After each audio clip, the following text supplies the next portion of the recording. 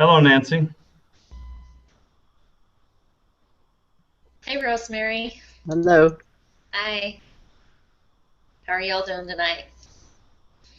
Good. Whatever y'all means. Rose? I lived in North Carolina a long time ago, so y'all is an easy word to pick up, and it means a lot of things. Yes. Well, Nancy, we already had the prayer, and so we're recording the broadcast, and we're going to go ahead and get going and let others join us as they will. Thank you for coming, by the way. So, all right, I wanted to take just a minute and review a couple of things. Um, week 9, which is ending this week, we have our third doohickeys paper due. Hopefully you guys and anybody else watching the recording is pretty comfortable with the routine by now. Almost all of those scores have gone well. And another thing I would add is that uh, groups at this time can be a bit bumpy. Sometimes they're working very smooth. Sometimes it's a little more difficult. And what I would say is it's one of those things that you just got to keep on plugging through it, because this is beginning to be a difficult time in the semester. Again, for you that are full-time students, multiple classes start piling on top of each other. If you're just taking one class, even then it's busy with springtime, summer vacations, scout camp, girls camp, family trips, you name it. It's always a busy time of year. So my thought would be just keep plugging, keep doing the best you can, keep working on that, and anything, Nancy or Rosemary, you would add about that on from your side of things? I think Nancy's doing girls' camp, aren't you, Nancy? We did it last week. I had to miss Friday night. I was either gonna, I just couldn't miss. I had delegated the whole thing, so it was just me showing up on Friday night and going to the dinner and doing the testimony meeting. And I'm really glad I didn't miss it, No, because, that's awesome. but I watched um, I watched our group's recording that I missed, and it was so funny because my husband walked in and I was talking to the computer screen and I said I forgot for a minute that I was watching a recording. And I said, he's like, oh. It's like, No problem. anyway, yeah, Most of us have talked to worse things than that. yeah. Where do they hold girls' camp in Texas? We had ours out at on a private ranch outside of Cleburne, Texas. That's, I guess, southwest of the Fort Worth area. Do the girls Absolutely. camp, or are they in shelters, or? um, yeah, each group had a double wide mobile home. That was their cabin. Okay. With air Wow. conditioning, Yeah, that sounds really rough. four bedroom cabins. Yeah. Well, hey, whatever it takes, right? Yeah, yeah. Well, we're glad that all went well. All right. So, in addition to our groups, we have our doohickeys paper due again this Saturday. Just a preview going forward, since we're getting toward the end of the semester. Week 11 is another full paper on the content for weeks 10 and 11. And just an FYI for all of you, again, especially the two of you that are here and everybody else, in week 13, I haven't told you guys this, you have a paper due. We do not have class week 13. So there's no broadcast, there's no other assignments. You have your paper due and a final exam. So there's no regular quote-unquote class. Okay. Okay. Nicole, welcome. Glad to have you. Do we still do a meeting? So, No, you guys don't need to do a meeting. I don't do this meeting. okay. So it's basically a final, and the paper is half as long. So whatever only content from week 12 is what you do in week 13. There is no class in week 13 at all. None whatsoever. Hello, Alan. Glad to have you here. I just couldn't figure out where it went. The invite didn't work, and so I had to join You a different know, way. So when we figure that out, we're all going to get rocket science pay, because I used 3 invites, and I originally set the wrong time, but I sent that out and corrected it. So anyway, we're glad you're here. well, the way I was able to do it was I went to your actual page, and Okay. then underneath it actually had a spot where I could join. That was the only way I could join this Hangout. So That's weird. if The other anybody thing I else would, watching has the same issue. okay, and I would just remind you guys that you can check under the social tab on your Gmail is where some of those invites tend to go. So if you don't see them in your regular Gmail, look under the social. I don't know if you did that, Alan, or not, and maybe Yeah, it I wasn't there did. either. It Okay. wasn't. That's why I was, There's no rhyme or reason to this. I do not know why it does this. And you guys have the same issue with your groups, I think. Right. So, all right. So again, welcome. We've got Rosemary, we've got Nicole, we've got Nancy, and we've got Alan. Again, great to see all of you. And I'm just going to pick up where I left off for everybody. And again, Alan, you might want to take a look back at the tape at the very beginning. But we were talking about the rest of the semester for just administrative purposes. So week 9 is normal. Week 10 is no doohickeys paper. Week 11 is a doohickeys paper for the content from week 10 and 11. Week 13 is no class, final exam. And by the way, I don't want you guys to sweat the final exam. It's open book, open notes, no helping each other. And the only thing that ever happens with anybody doing poorly on the final exam is that they don't give me enough content. If you give me itty-bitty answers, you get an itty-bitty score. If you give me a good, well-thought-out answer, it works out really well. And then again, week 13 is the doohickeys paper, but only from the content from week 12. So hopefully that makes sense. Any questions on that for everybody here? When is that final open? Is it It open at the should beginning of the be, week? yes, and it should be open the Saturday before. Okay, So, but it's not due to that end Saturday? correct, whatever day that is. I'm going to look at my Okay. calendar here. I think it is, so hang on. Well, I don't want to get out of, I'll make sure we post that so everybody knows, but we've got a ways before we get to that point. Okay. So, now Nick, with the welcome. Oh, sorry. Oh, go ahead, Alan.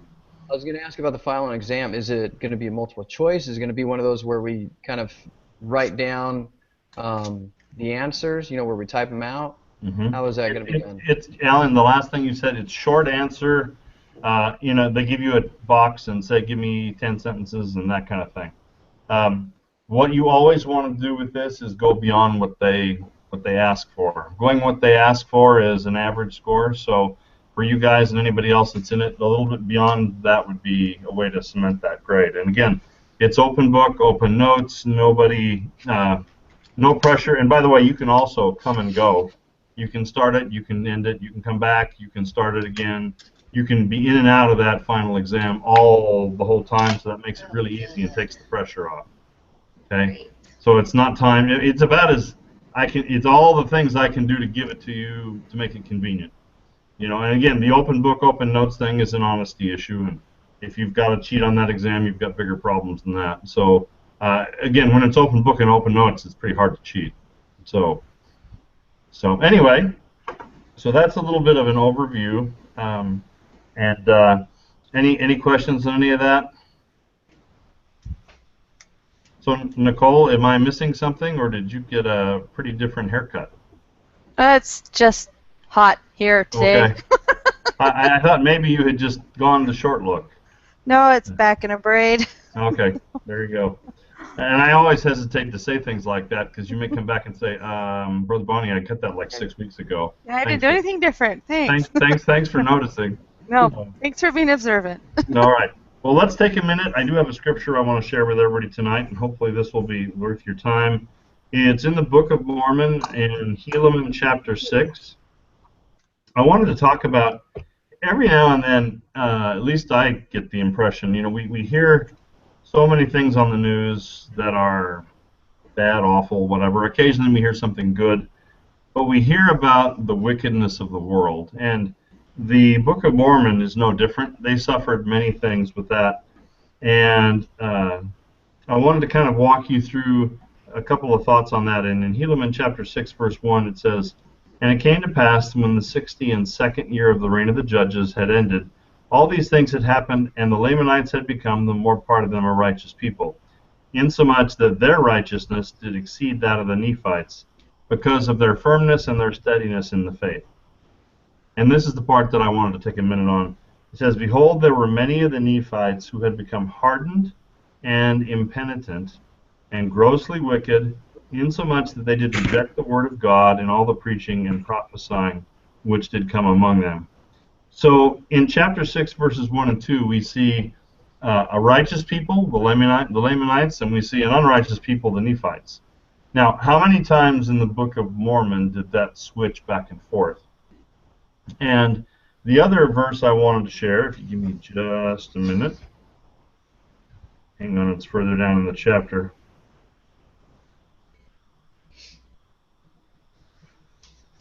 One second here.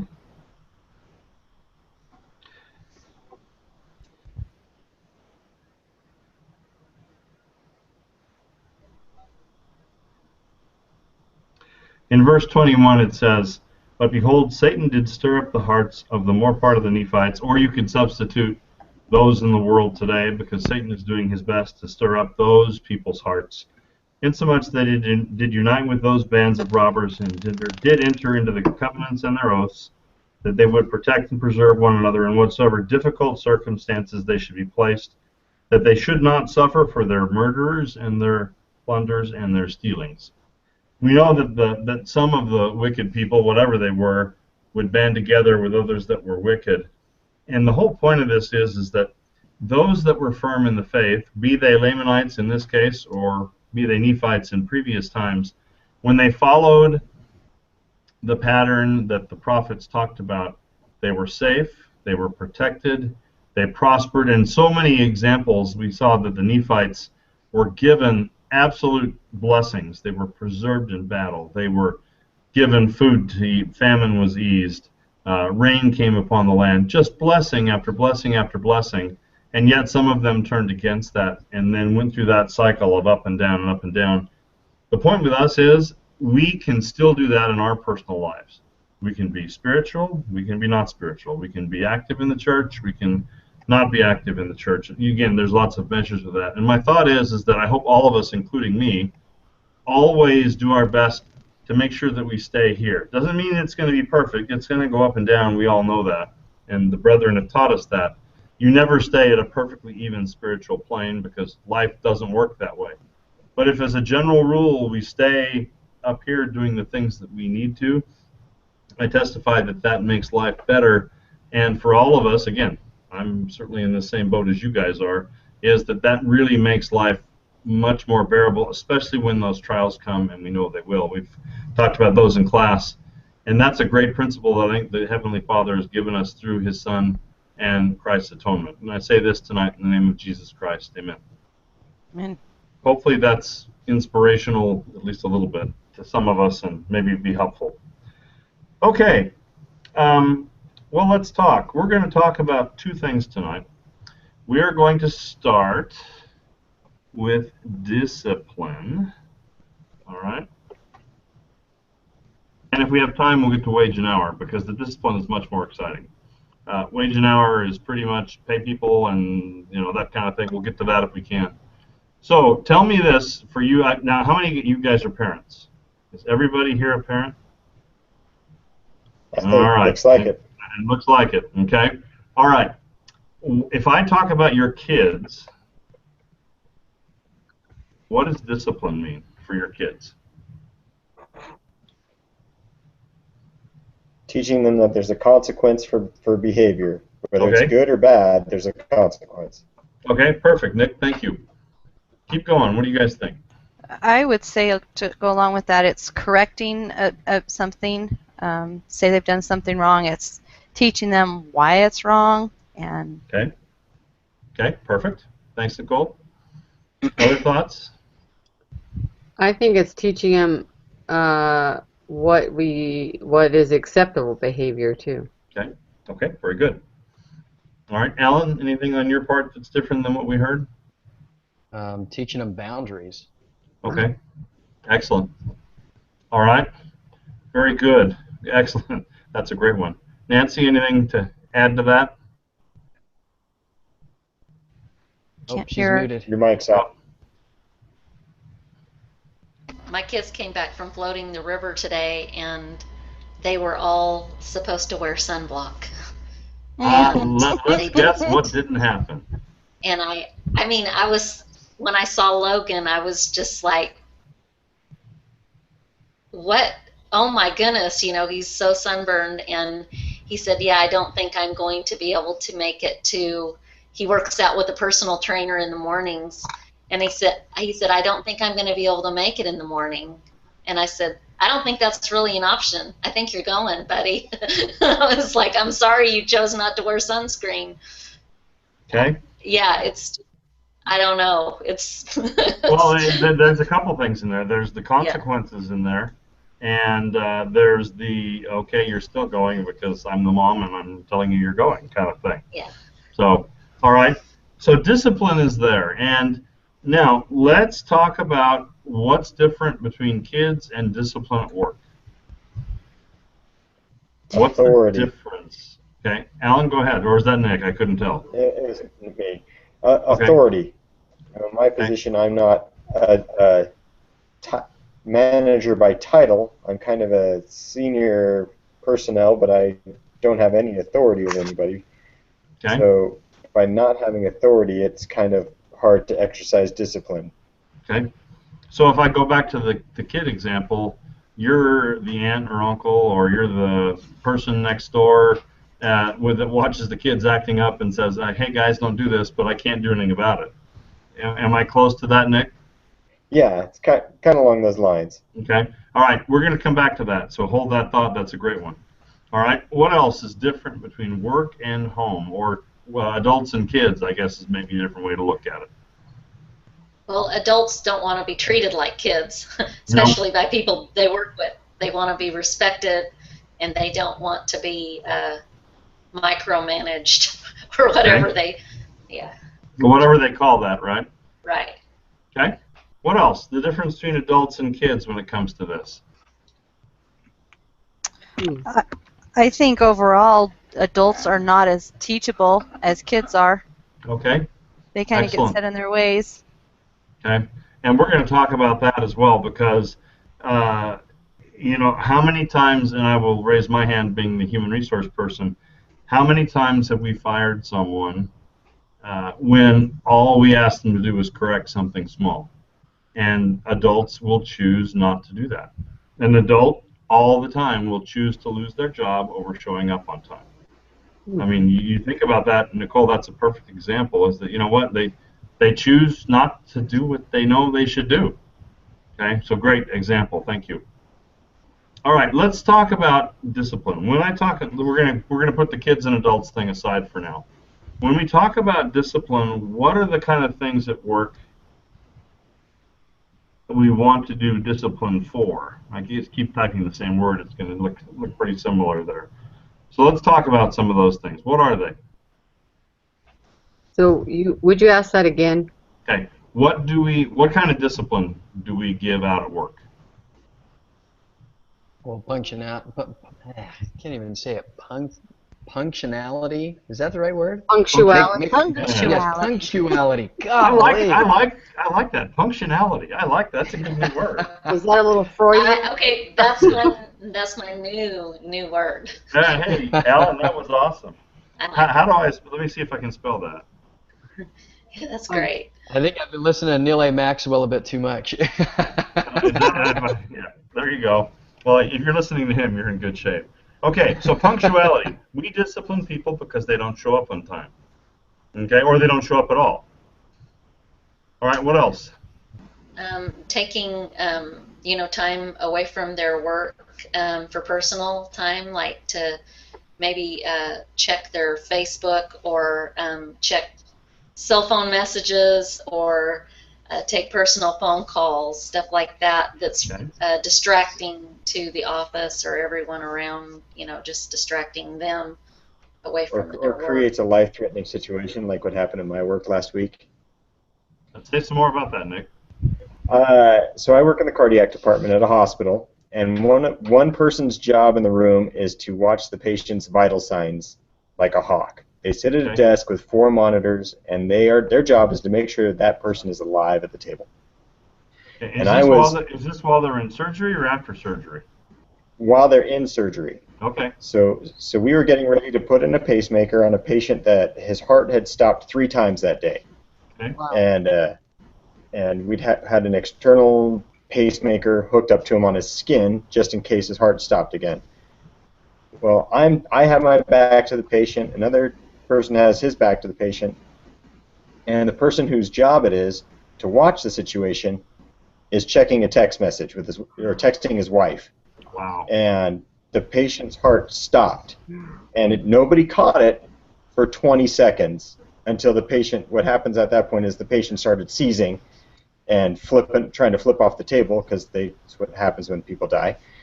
And I got the pacemaker turned back on, and at the last person to even notice anything was the person whose job it was to notice. Holy cow! Wow.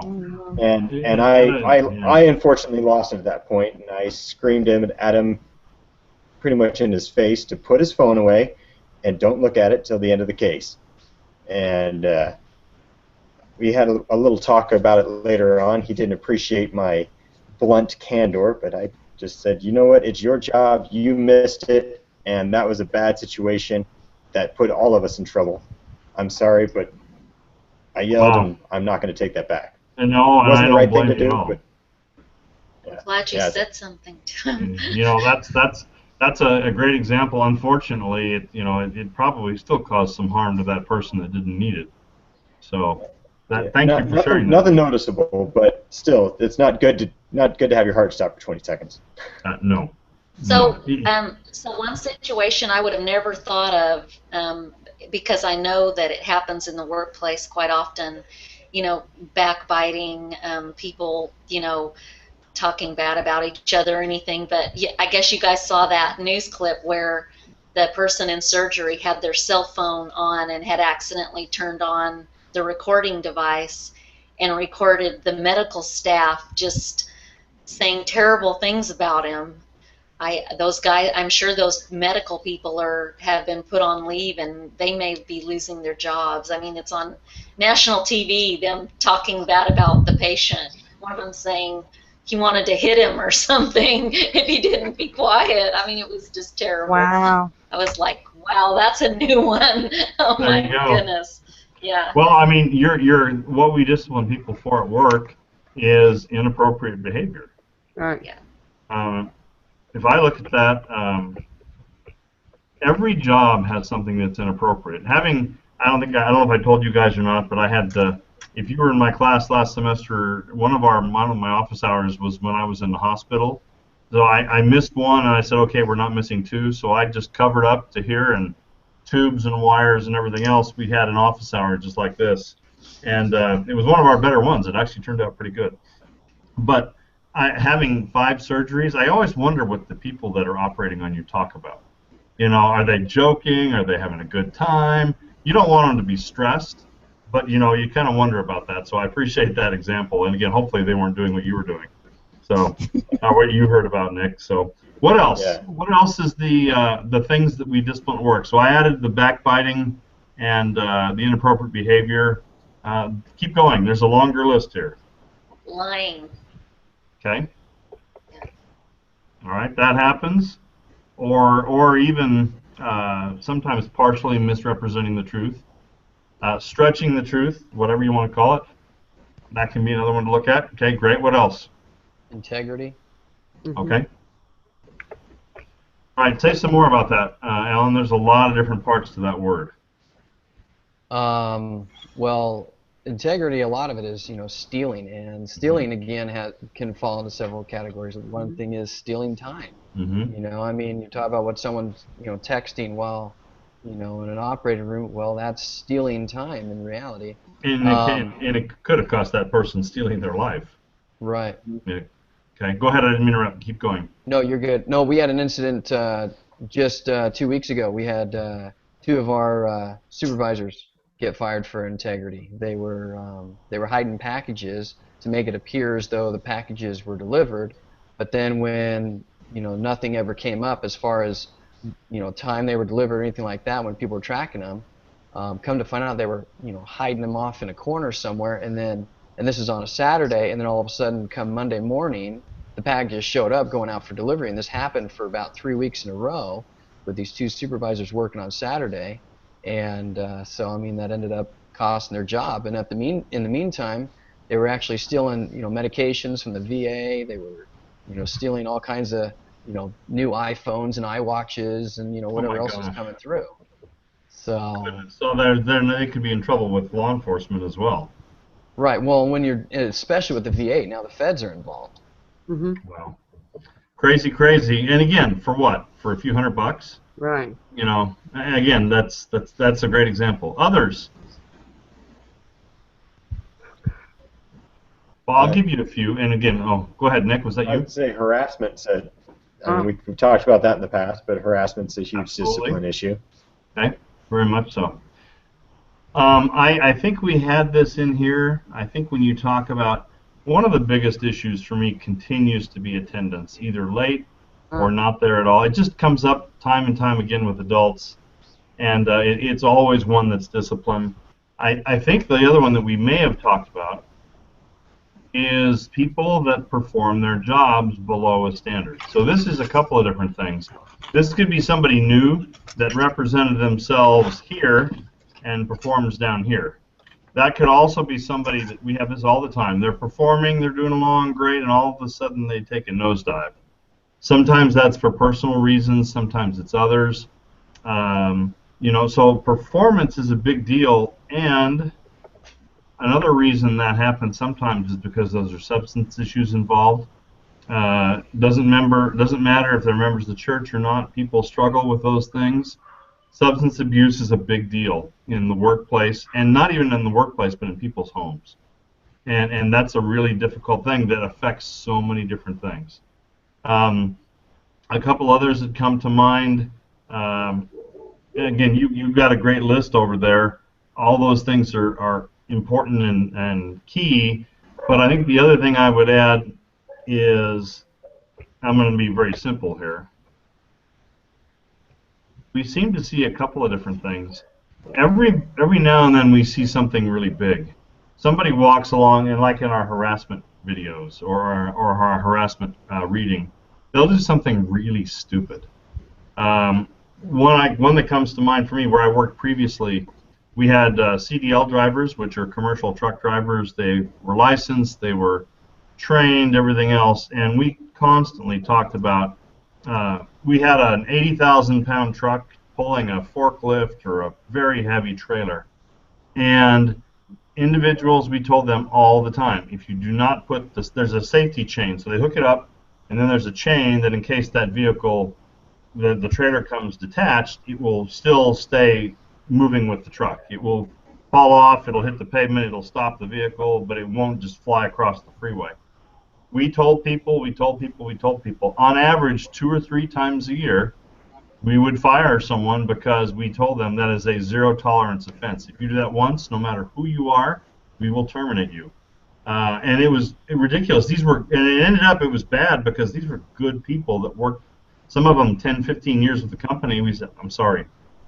We've told you and we've told you and we've told you we cannot, can you imagine having a giant piece of equipment come bounding down the freeway and kill some family or something like that? So when I say big, there's big things like that. There's big things like stealing. I would say the example of the packages and stealing people, that's big stuff. So there's big stuff and there's little stuff. And I guess this is, again, not technical, obviously, at all.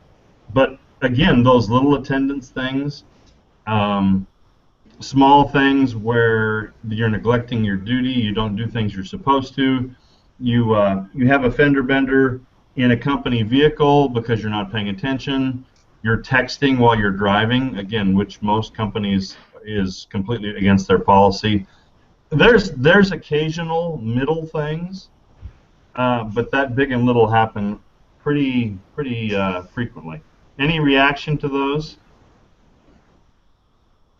I would think sometimes those little things, if they're done over an extended period of time, might just get to be the point where there's like, we've told you about this, you've got to stop it. Okay. All right. Excellent. Thank you. So we're fighting that with a guy at work right now that he's been a year and a half getting on-the-job training, and the expectation is that he should be flying solo on his own by now. but Okay. he makes so many little mistakes routinely that, once again, it's not. He's made a few big mistakes. One that just glares at me, that why we didn't fire him, I don't know, but that's out of my jurisdiction. But he makes so many just basic mistakes day in, day out, that he's kind of in remedial training, and at a year and a half, we've invested tens of thousands of dollars into his training, and none of us even know if he's still going to be around 6 months from now, if he's going to make it or not. Okay. Did they But put again, kind of a performance improvement plan or anything like that? Yeah, he's in the middle of it right now, Okay. but So do he still they makes have a projected time to usually when you're dealing with discipline in an employee like that, they put them on a plan like that, they only say, okay, we're going to put you on a plan for this period of time. Would that not be correct? I mean, that sounds like a long time for him to be on this plan. That is a long It time. sounds to me like he's just a regular employee at that point. They're go trying to ahead. give him the benefit of the doubt constantly, and whatever it was that he did that was big, Mm-hmm. they're trying to give him the benefit of the doubt. We did the same thing with a guy about 2 years ago, and we just kept trying to train him, but he never could take flight and go on his own, and we ended up just basically sitting down and saying, we would like for you to voluntarily resign from your position, because you're going to get fired. You know, we can't keep, we're going to have to hire 2 people to work with you to keep up with the workload, because we know that we can't put you on these other tasks. Okay, Nick, And, finish up your thought. I think we had Nick was still going there. Oh, there you go. Well, and that's it. We have done that. He's got an assigned mentor. He has to have somebody backseating him every time he scrubs a case with a doctor. There's got to be an experienced tech looking over his shoulder all the time. So that takes 2 people and reduces them down to 1. What's wrong with that picture? I mean, it's just a waste of time and money. Right, and as Nancy was saying, that there's examples of that all over the place. Okay, here's what I want to do. I want to take this last thing I typed up here, which is called progressive discipline, and I want to introduce the concept. I think you read about this, and if not in exactly the way I'm going to say it, another way that's important. So let's talk about that for a minute. So that tells me, let me just kind of walk through. Let me see if I can type this in. Oh.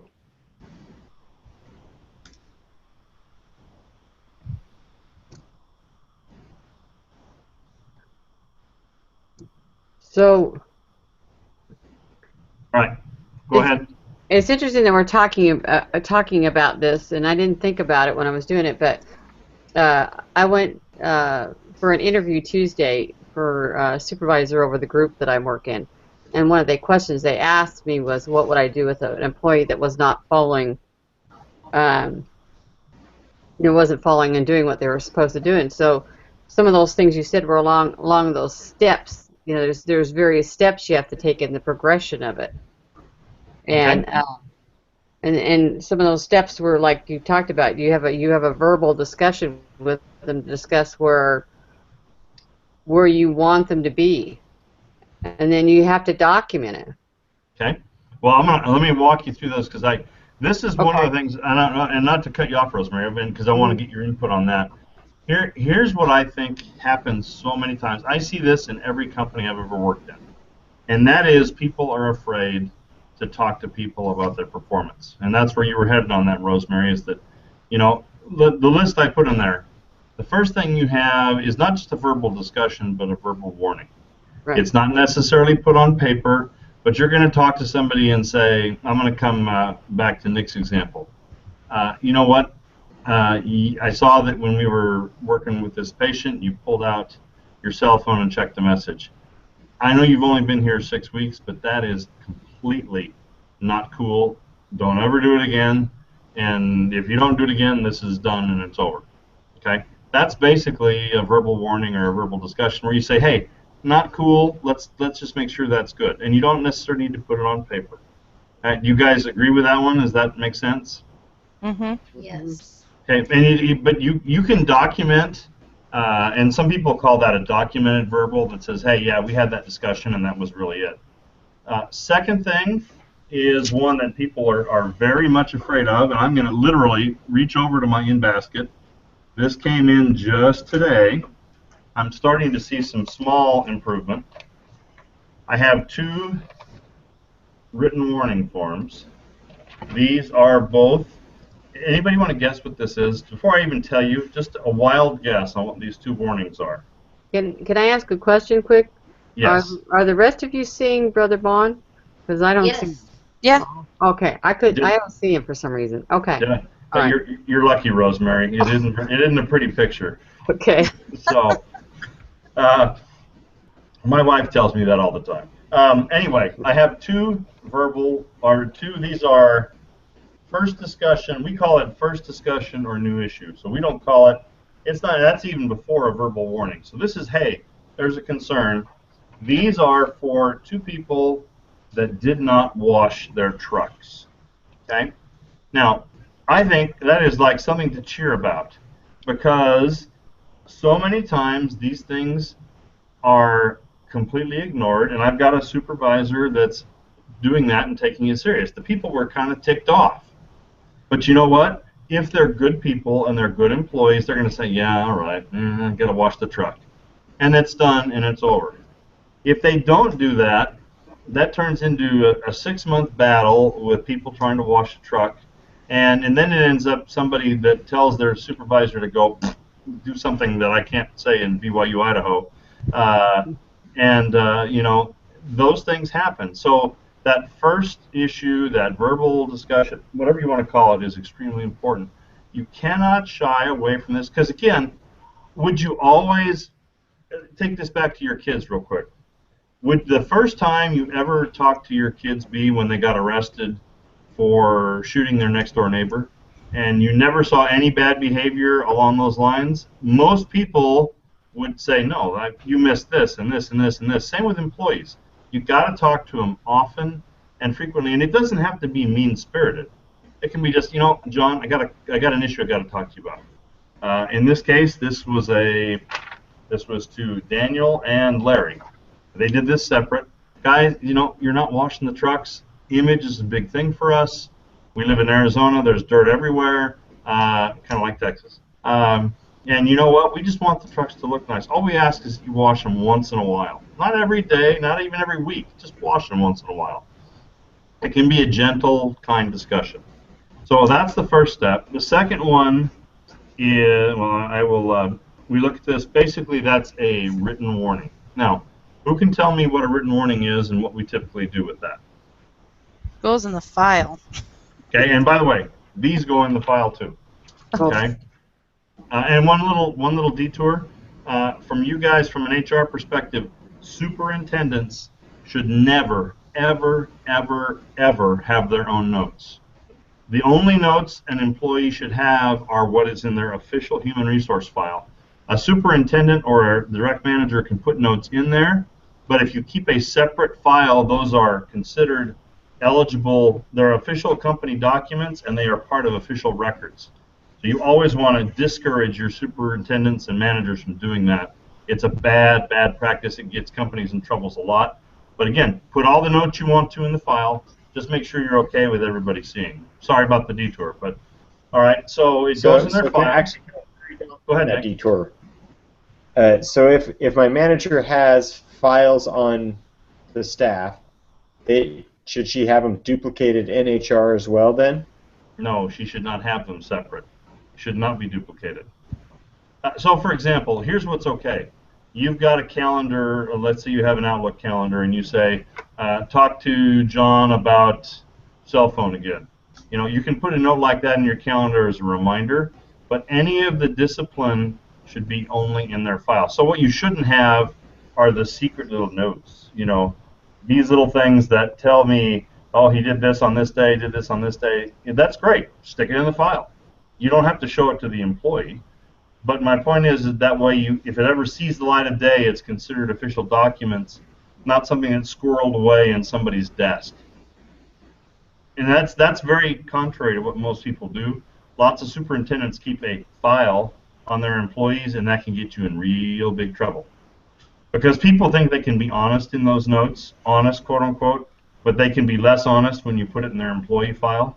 And does that make sense to you guys? Yes. Okay. You want to have one set of notes. If you aren't okay with that seeing the light of day, don't write it down. You know, it's that kind of thing. If your mother can't look at that, or your boss, or the president of the company, or anybody from any government agency, and look at those notes and say, yeah, I see what that's doing. If you don't feel comfortable with that, you shouldn't be writing it down. And that, again, sorry about the detour, but that's really a big deal. So then Okay? are those notes things that if HR doesn't have, it still counts against them? Nope, completely unofficial. You can't use those. And here's the other thing. When you talk about these documents, I don't know if you can see this or not. I'm going to do this. I'm going to show you, and I'll try to do this. I don't know if you can see this at the bottom of this page.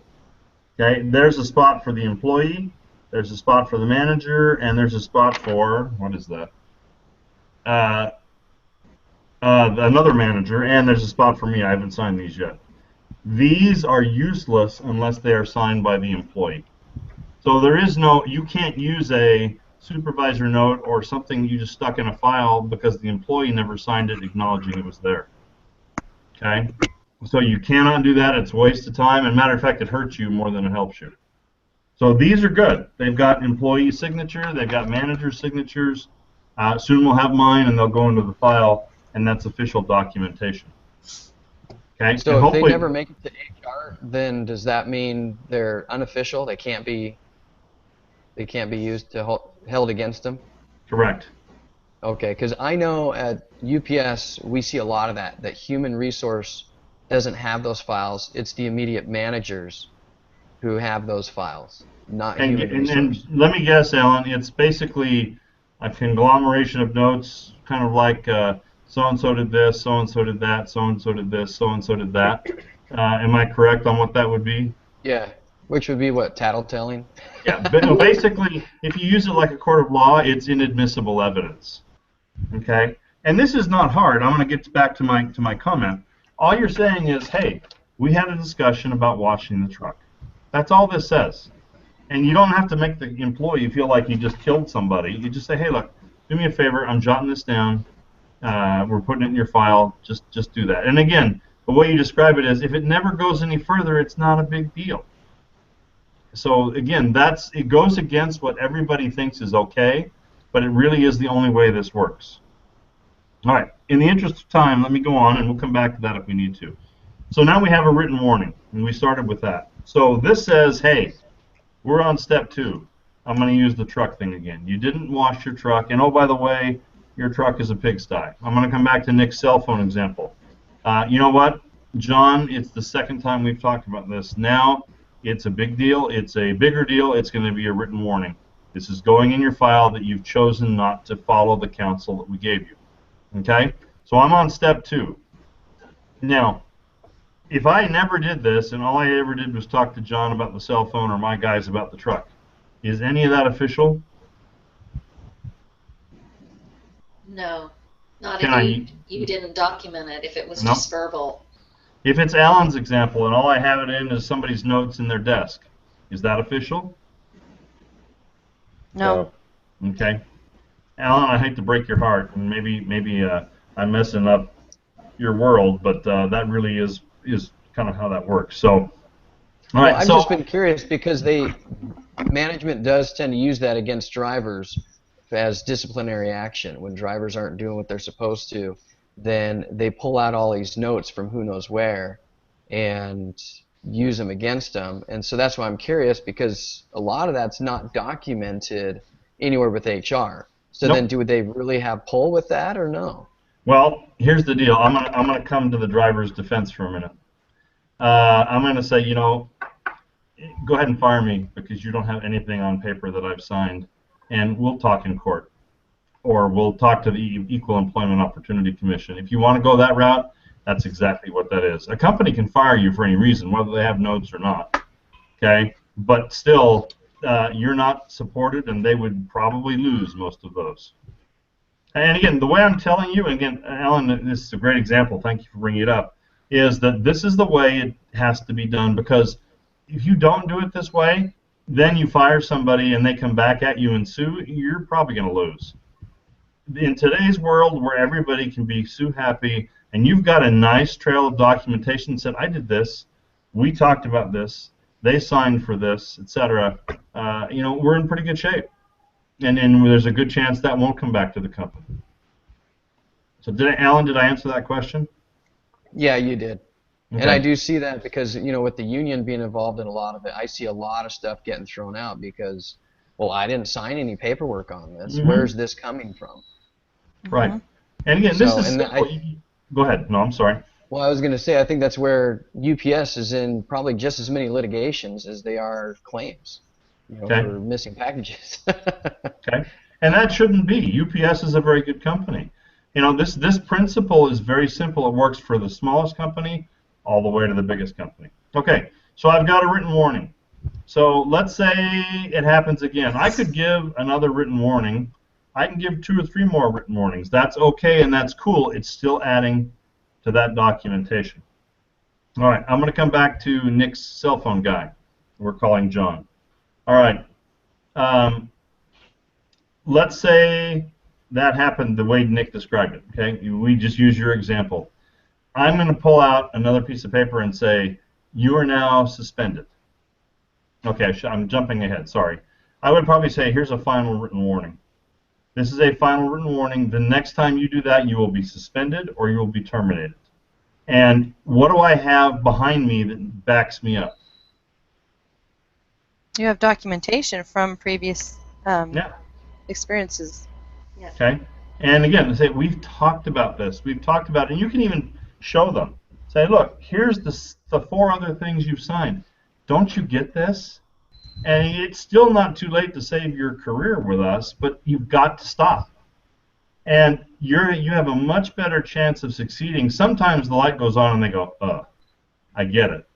Okay? Yeah, there's those things in my file, but I will always leave my cell phone in the car until I go out there for a break or something else like that. My wife can wait, grandma's appendix can wait, whatever the case might be.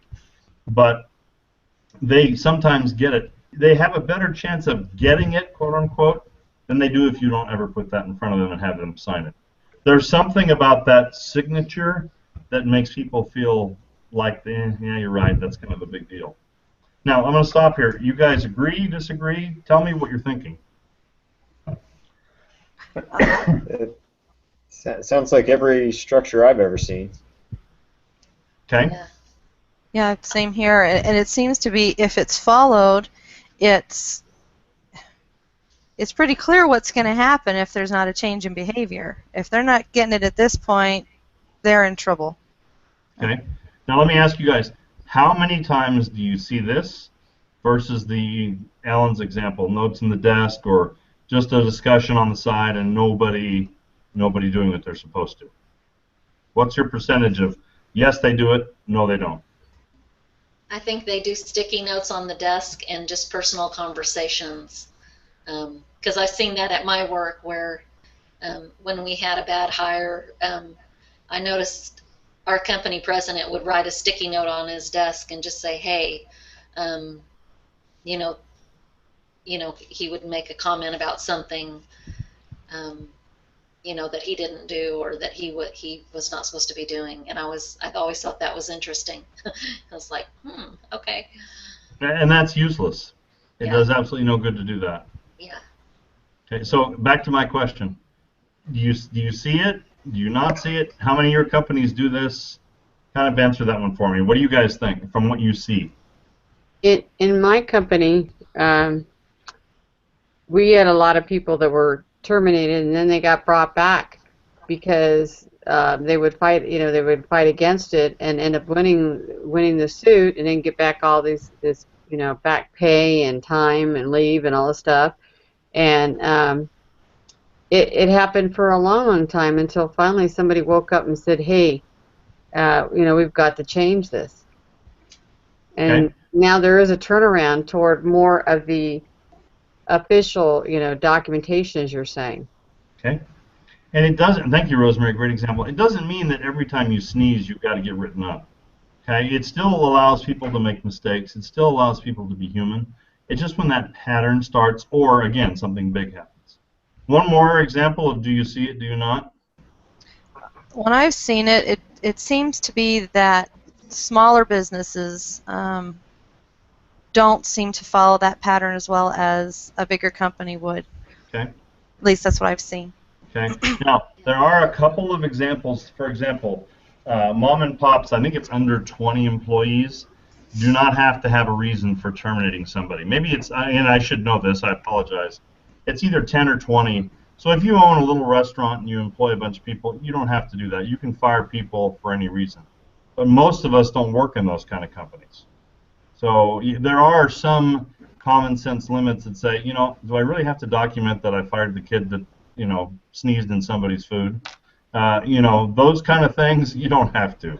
But that's where most of us don't work, unless you run a business or something like that. Okay, a couple more things before we get to the end of the night here. So you have a final written warning. One thing I would add is a tool that is very underused. And again, you'd have to get permission from your folks to do this, and that is suspension. And let me give you an example of that happens. A supervisor comes upon something on a scene. Usually it's that first line supervisor that knows that employee. And something just really ticks them off. And they're about to light into that employee and say the wrong things or do the wrong things or say, "You're fired." It's one of my favorite construction things.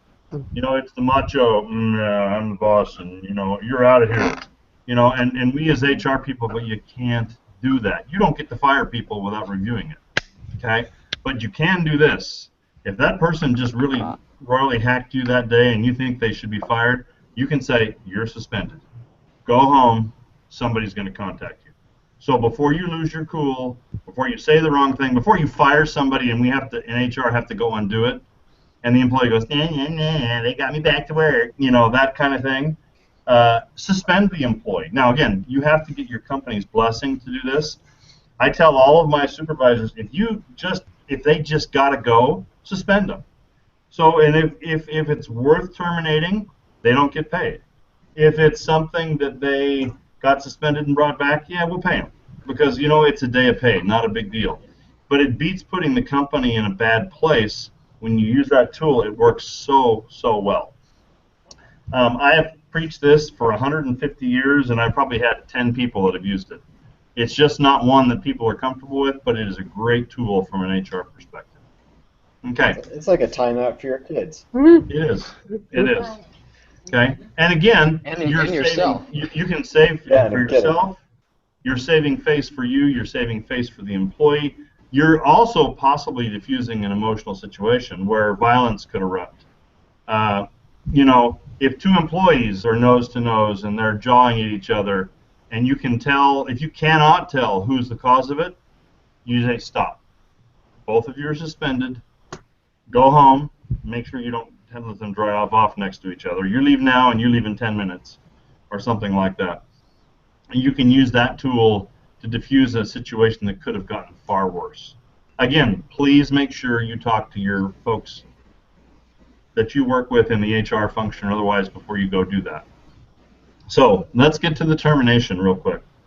I'm going to go back to big and little. There are big things that you can terminate without any documentation for. For example, my safety example with the safety chains. Fighting on the job. Again, this depends on your company. Things like stealing. The big stuff, you don't almost, you rarely need documentation for that. And almost every company will win those type of things. So again, go with what your HR people say and other things like that. But, somebody that damages a customer's property, or they scream at a customer, or say, customer blank to you, that kind of thing. Things that are really out there, you can almost always just fire without documentation and be okay with. But the things that are different, like we talked about tonight, going back to Nick's cell phone, is that, what, John, we've talked to you. Here are one documented verbal discussion, 2 written warnings, we suspended you once. That's the last time we're going to do this. You're now terminated. And they would be on very solid ground, as long as there's a company policy that goes along with that, et cetera, et cetera. And again, Nick, I would argue that if I did that, I'd have had them out of here in 2 months, not a year and a half. Okay, you give people time to change, you give them time to get better, and you give them time to make progress. But if they choose not to, then you have all of these things that say, I'm kind of right, and you signed this, and you said you were going to make a change, and you didn't.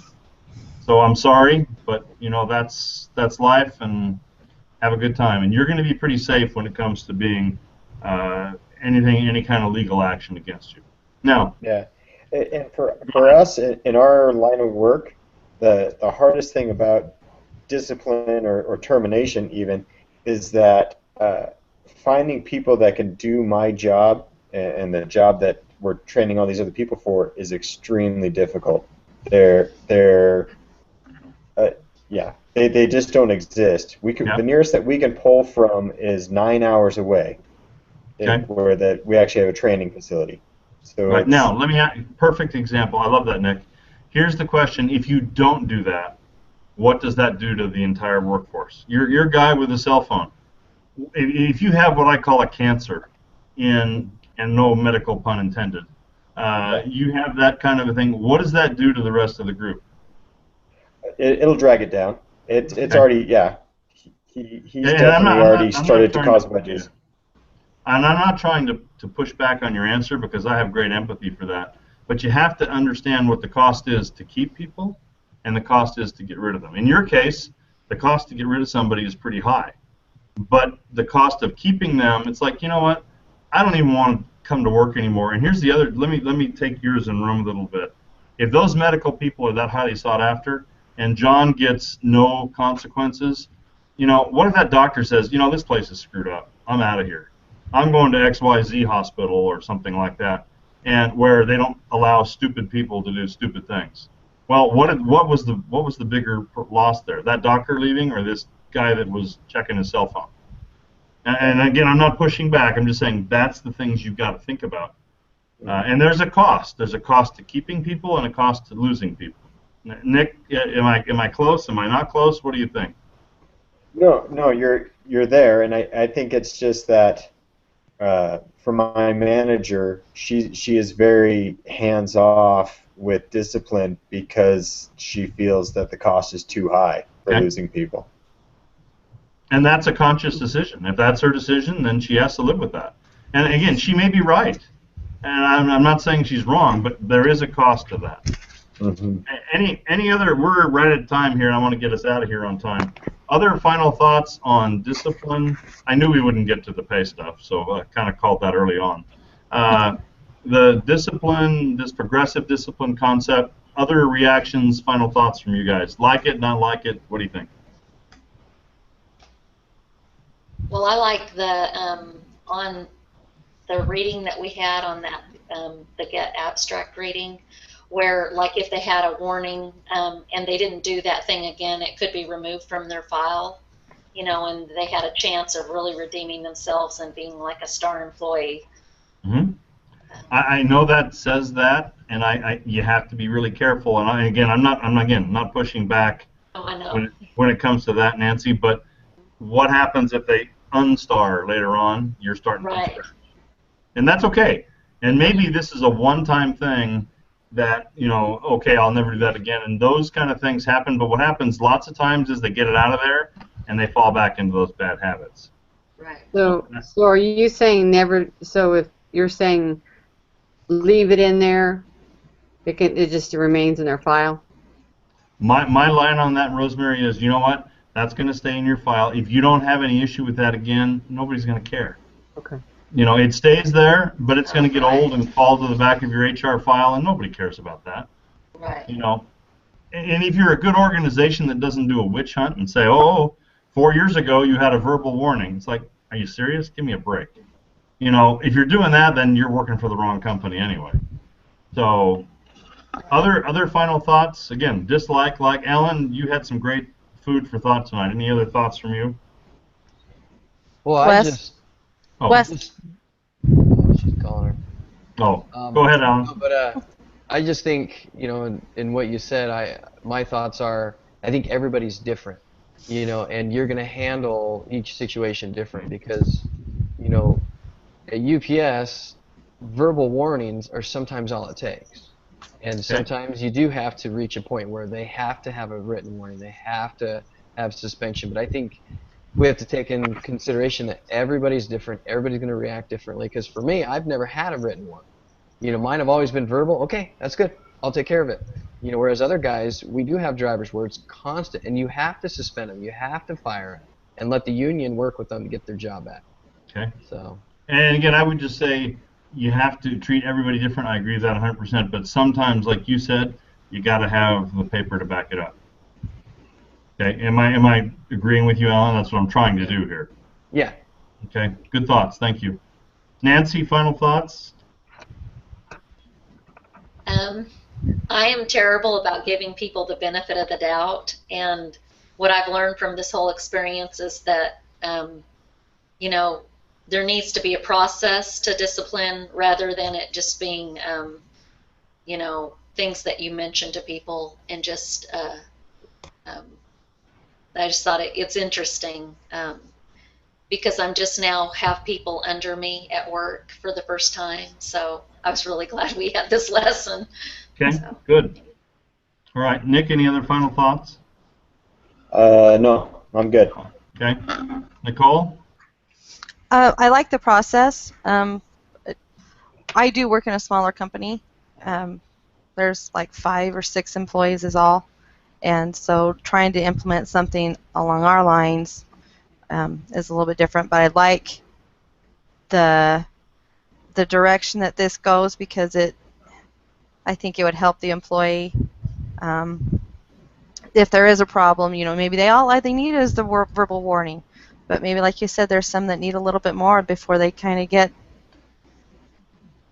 prodded along to do what they know they need to be doing. Okay, very good. Thank you. Rosemary, any final thoughts? Yes. A lot of these things, most companies just have their own separate, well, they have some things that are the same, but do they have their own separate HR rules that they follow? And then if you are in that position, that would be one thing you would need to know or be trained on is what exactly are the HR rules for some type of discipline with an employee? Sometimes yes, sometimes no. Good employers should have that, and they should have that ready to go, and they should share it with employees. So, yes, those are good thoughts. Okay. All right, I've kept you guys over, and I shouldn't be doing that. My apologies. Great discussion. One thing I would add is I would bring the gospel back into this. I think you have to look at this like the Savior would. There is nothing that says you put your gospel principles, your knowledge of who Christ is and how he taught other people and treated other people, you don't put that aside at work, in my opinion. You treat people with kindness and dignity and respect. You have to be firm sometimes, but you can treat them like sons and daughters of God. And those words may never come out of your mouth, but one of the crowning accomplishments I have in my career comes when terminating people. One of my goals is always to actually have them leave feeling okay about the process. That they were treated fairly, they were treated with dignity and respect. And I've had lots of people that shook my hand and said thank you. Now, not because they lost their job, but because they were treated well. And I'm not saying that to pat myself on the back, because there's times that hasn't happened. But the gospel is very much alive in this concept. You can be firm, you can be requiring people to leave and lose their job, but it also can be done with kindness and charity and Christ-like love, and not with hatred, not with anger. And I really firmly believe that. And hopefully that's a concept that will go with what we've talked about here. You guys are awesome. For those of you that are watching this on the recording, I hope it was worth your time. Thank you all. We will meet again next week. And again, you guys have a great night, and thanks for being here. All right, thanks. Good night. Thank you. All right. Good night. Take care, everybody.